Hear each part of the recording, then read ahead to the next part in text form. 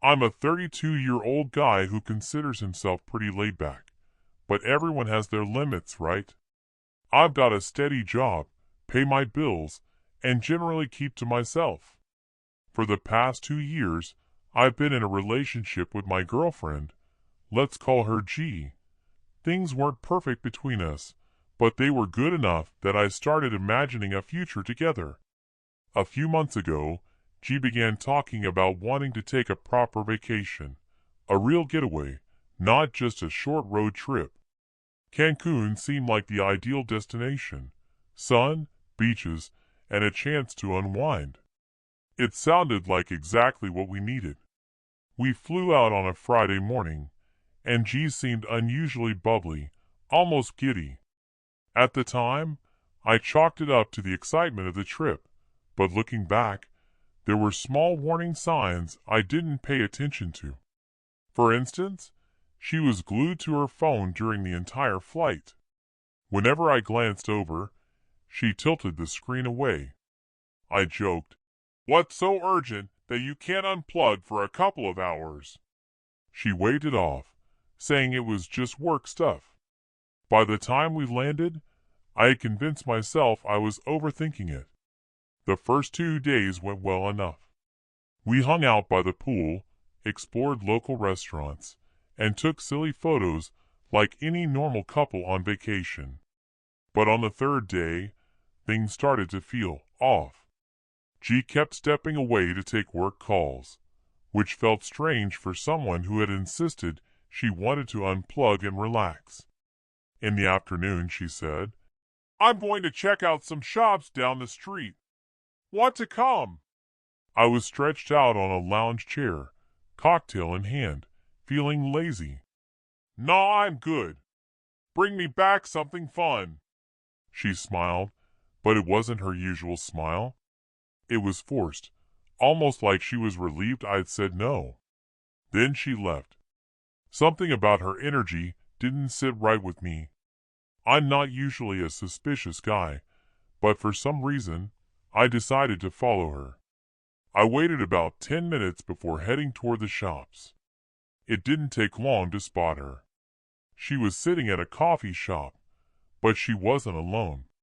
Across from her sat a man I recognized immediately, her ex.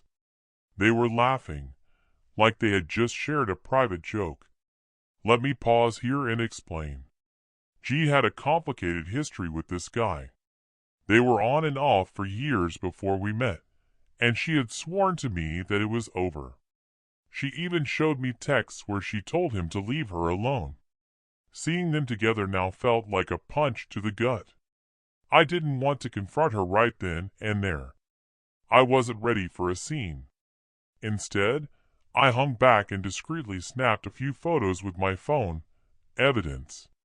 My heart was racing, but I forced myself to stay calm. I followed them at a distance as they left the coffee shop and strolled to a nearby park. They looked comfortable together, too comfortable. At one point, she hugged him before they parted ways. I could have confronted her in that moment, but I didn't. I wanted to see just how deep this went. When she returned to the hotel, she was all smiles. "The shops were great. I got you this."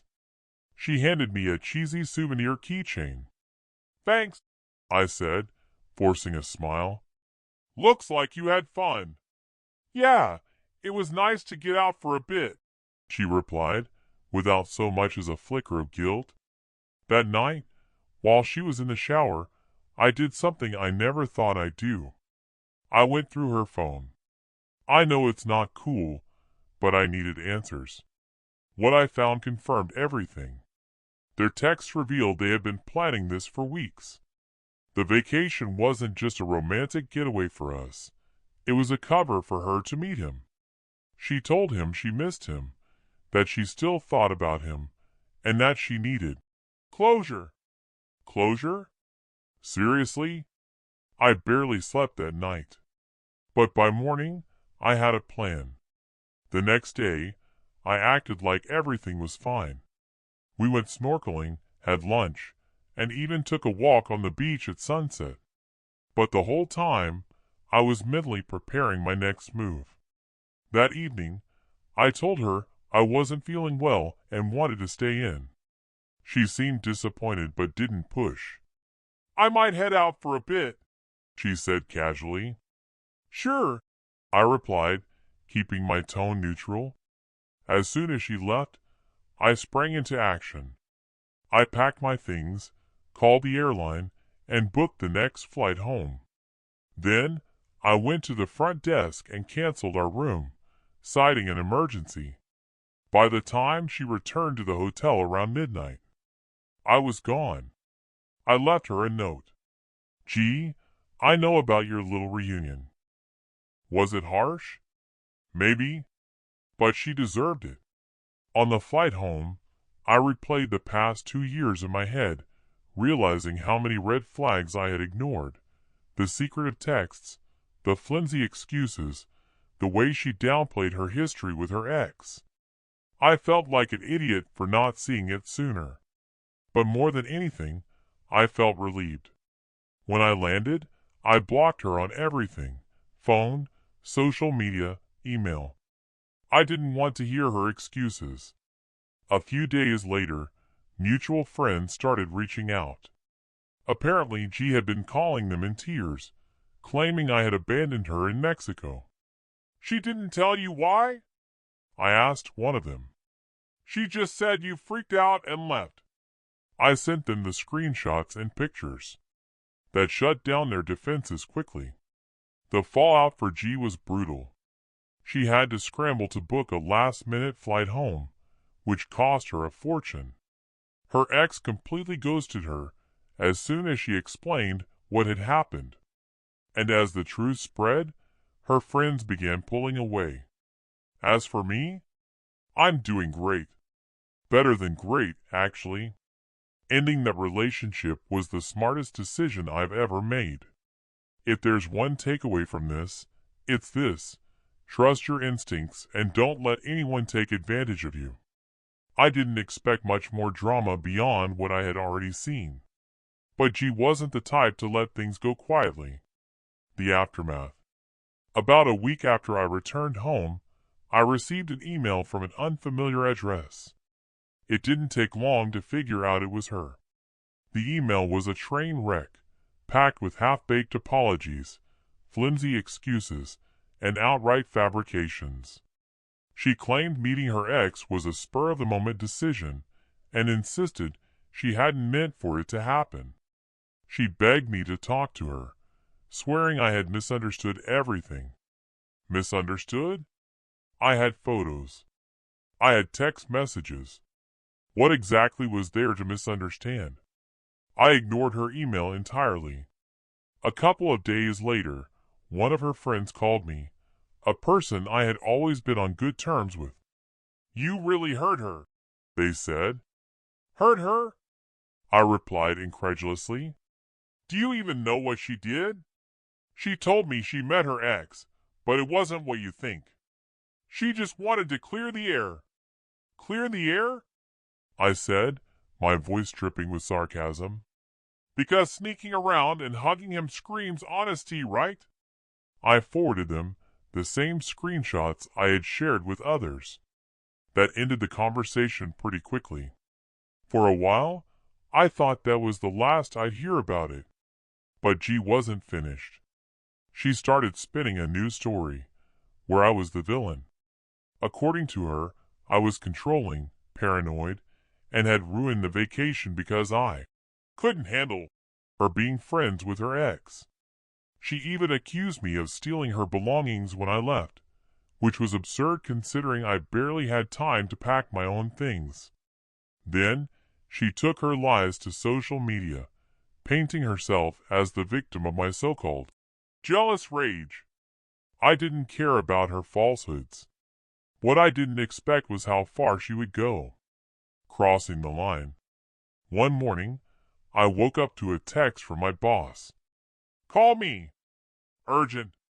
Confused, I called immediately. "What's going on?" I asked. "We got an email from someone claiming you've been acting erratically and might pose a danger to the team." he said. It included screenshots of texts where you supposedly admitted to being unstable. It felt like a punch to the gut. None of that's true, I said, trying to steady my voice. We figured, my boss reassured me. But HR needs you to come in and address it. When I saw the email, my stomach dropped. G had created fake screenshots to make it look like I had been ranting and making threats. The forgeries were sloppy, full of typos and strange formatting, but it was still disturbing. Thankfully, my boss and HR dismissed it as a hoax. But the damage was done.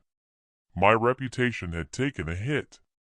And I knew exactly who was responsible. That was the last straw. If G wanted a fight, she had picked the wrong person. Fighting back. I consulted a lawyer and laid out everything. Her lies, the fake screenshots, and her attempt to jeopardize my job. The lawyer recommended sending her a cease and desist letter, which I did. Immediately.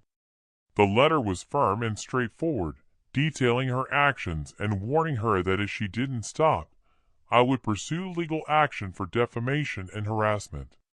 To drive the point home, it was delivered by a process server.